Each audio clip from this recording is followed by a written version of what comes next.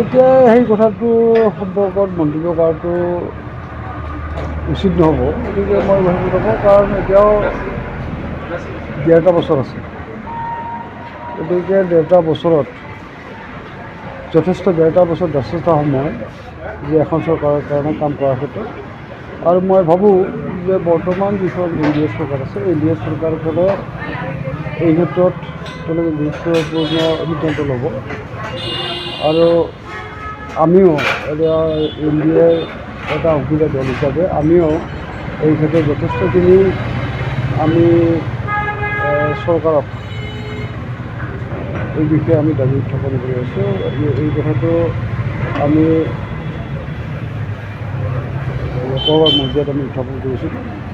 আৰু অহা পৰ্যায়ৰ পৰা নিৰ্বাচন অনুষ্ঠিত হ'ব, লোকসভাৰ অধিৱেশন অনুষ্ঠিত হ'ব। আৰু এই লোকসভাৰ অধিৱেশনতো এই বিষয়টো আমি ডেফিনেটলি নিশ্চিতভাৱে উত্থাপন কৰিম। আৰু তেতিয়াই নিশ্চয় আমি এই বিষয়টো নিশ্চয় আমি কথাটো গম পাম।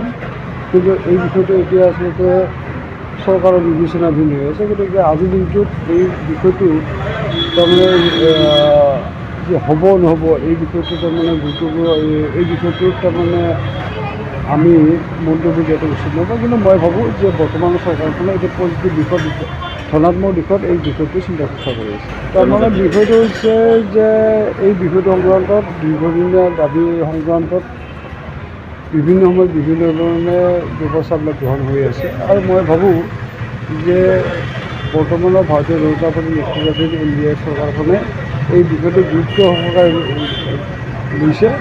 আৰু গুৰুত্ব সহকাৰে যিহেতু লৈছে, এই বিষয়টো তেওঁলোকে নিশ্চয় এটা সিদ্ধান্ত তেওঁলোকে দিব, মীমাংসা তেওঁলোকে কৰিব। মই ভাবোঁ গতিকে এটা চৰকাৰ এখনে সিদ্ধান্ত লোৱাৰ ক্ষেত্ৰত 1.5 বছৰে যথেষ্ট। কাৰণ এই বিষয়টো বহু দূৰ আগবাঢ়ি গৈছে। এই বিষয়টো বহুত দূৰ আগবাঢ়ি গৈছে। এতিয়া এবাৰ ধৰি লওক চাব যে কি কয়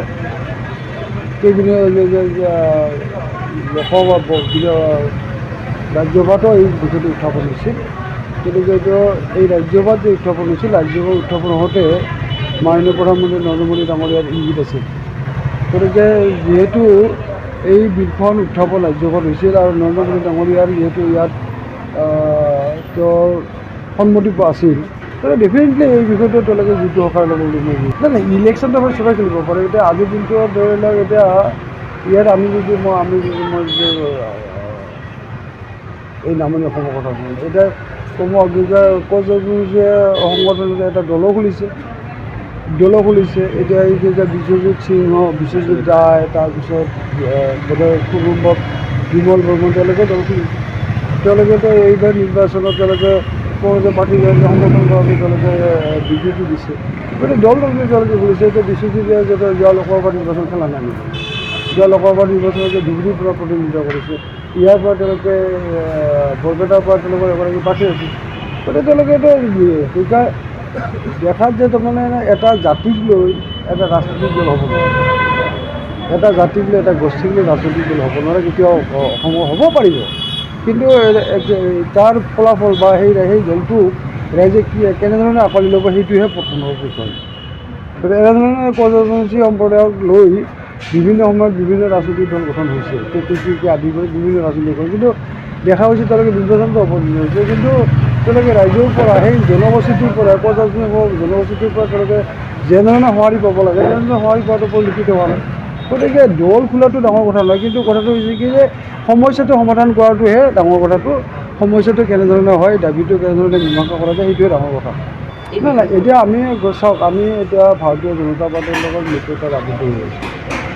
আৰু মিত্ৰতাত যিহেতু আবদ্ধ হৈ আছোঁ, গতিকে আমি মিত্ৰতাৰ যিটো স্বভাৱ চৰিত্ৰ, এই মিত্ৰতাৰ চৰিত্ৰটো আমি অক্ষুণ্ণ ৰাখিব লাগে। মই কথাটো সেইটোৱে ক'ম যে আমি তাৰমানে মিত্ৰতাত আছোঁ, আমাৰ তাৰমানে বন্ধু হিচাপে আমাৰ যিটো সম্পৰ্ক, এই সম্পৰ্কটো অটুট ৰখাটো উচিত।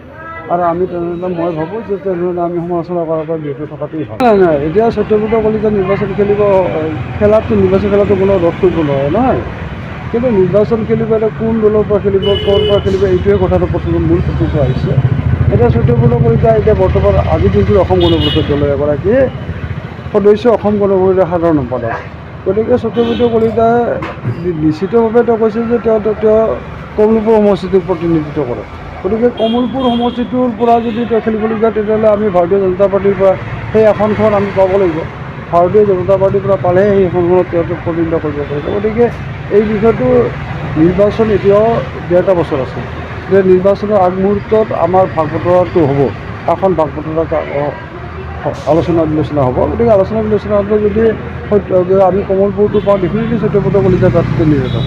নাই কমল কলিতাৰ বিষয়টো মই নাজানো জানো কোন লাইনৰ কথাটো কৈছে, কিন্তু ডিলিমিটেড হৈছে ডিলিমিটেশ্যনৰ পিছত নিশ্চিতভাৱে আমি নতুনকৈ সৃষ্টি হোৱা কিছু সমষ্টিত আমি প্ৰতিনিধিত্ব কৰিবলৈ আমি আশা কৰি আছোঁ আৰু আমি নিশ্চয় প্ৰতিনিধিত্ব কৰিব পাৰিম। না AGPৰ চিটটো এইবাৰ ডেফিনেটলি বাঢ়িব, AGPৰ চিট এইবাৰ ডেফিনেটলি বাঢ়িব। কাৰণ কিয় এতিয়া বহুকেইটা চিট তাৰমানে নতুনকৈ AGPত সৃষ্টি হৈছে আৰু এই চিটবিলাক আচলতে আমাৰ তাৰমানে আমাৰ মিত্ৰজোঁটৰ তাৰমানে ফাৰ্টাইল চিট। গতিকে ডেফিনেটলি সেই চিটসমূহৰ ভিতৰত আমি যদি 2-এটা চিট পাওঁ সেই চিটবিলাক আমাৰ কাৰণ বেছিকৈ বিচাৰ বিচৰা কথাটো নহয়। মই কথাটো কৈছোঁ যে আমি এইবাৰ এতিয়া আমি যদি বৰপেটা লোকসভা সমষ্টিৰ কথাটো চাওঁ যে বৰপেটা লোকসভা সমষ্টিটোৰ এটা সমষ্টি আছে যিটো পাকা গোটাই, যিটো আমাৰ সপক্ষে নহয়, আমাৰ ফাৰ্টাইল নহয়। গতিকে বাকী 9টা সমষ্টি আমি ফাৰ্টাইল। আমি যদি যোৱাবাৰ নিচিনাকৈ যদি আমি যদি ইয়াত যদি আমি ভাগ পাওঁ, যোৱাবাৰ আমি যিকেইটা সমষ্টি কৰিছোঁ সেইকেইটা সমষ্টি যদি আমাৰ এইবাৰ যদি এইবাৰ যদি আমি খেলিব পাওঁ ডেফিনেটলি আমি ইয়াৰ বঙাইগাঁও সমষ্টিত বাদ দি বাকী যিকেইটা সমষ্টিত আমি যোৱাবাৰ খেলিছোঁ সেইকেইটা বৰপেটা খেলিছিলোঁ, অভয়াপুৰী খেলিছিলোঁ।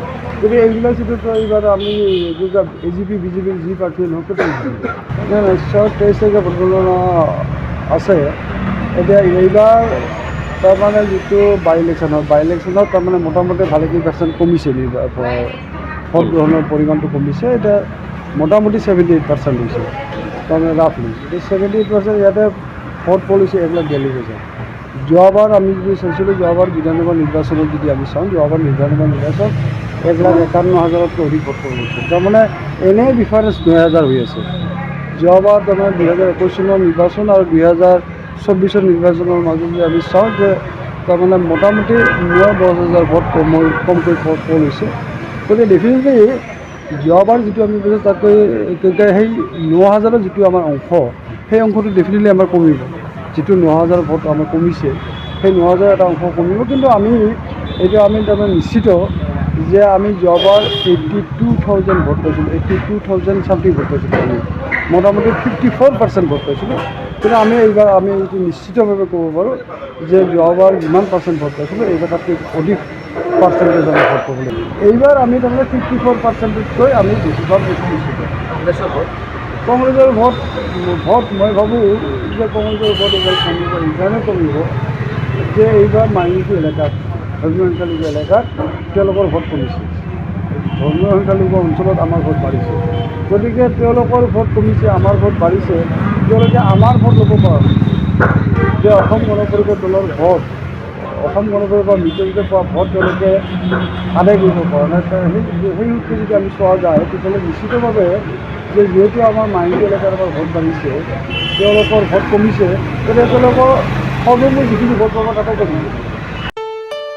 ঘৰত আনন্দ আৰু সম্পৰ্কৰ চমক বজাই ৰাখিবলৈ জৰুৰী হৈছে সকলো আনন্দময় মুহূৰ্তত মৰমৰ উপহাৰ দিয়াটো। সেইবাবে মধুশ্ৰী জুৱেলাৰ্ছে আনিছে সকলো ৰঙীন ক্ষণৰ বাবে বিশেষ গহনা। হীৰাৰে হওক, সোণৰে হওক বা ৰূপৰে হওক, শ্ৰেষ্ঠ ডিজাইনছ আৰু হলমাৰ্কযুক্ত গহনাই ৰাখে সম্পৰ্কক নিখুঁত। তেনেহ'লে আজিয়ে আনক আনন্দ মধুশ্ৰী জুৱেলাৰ্ছৰ সৈতে। যোগাযোগ কৰক 7002800341 নাইবা ভিজিট কৰক LNB ৰোড, নলবাৰী, অসম।